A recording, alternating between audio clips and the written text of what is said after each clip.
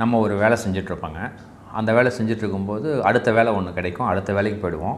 அங்கே போன உடனே கொஞ்சம் கஷ்டம் வந்துடும்.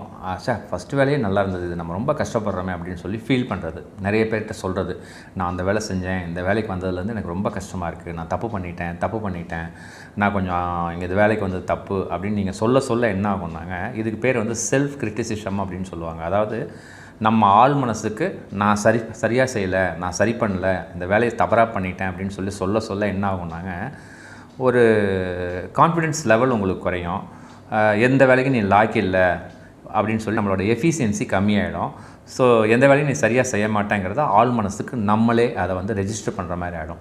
அப்போ நம்ம ஏதாவது ஒரு பெரிய வேலைகளோ ஒரு வேலை செய்யும் பொழுது பார்த்திங்கன்னா அந்த ஆள் மனம் சொல்லும், நீ எதுக்கும் லாய்க்கு இல்லை, உன்னால் செய்ய முடியாது அப்படிங்கிறத ரிஃப்ளெக்ட் பண்ணோம். ஸோ இந்த வீடியோ பார்த்த நொடியிலேருந்து அந்த மாதிரி பிரச்சனை இருந்தால் விட்டுருங்க. சரி, அடுத்தது என்ன செய்யணும், அதை ஒரு எக்ஸ்பீரியன்ஸாக அடுத்தது என்ன செய்யணும்னு போனீங்க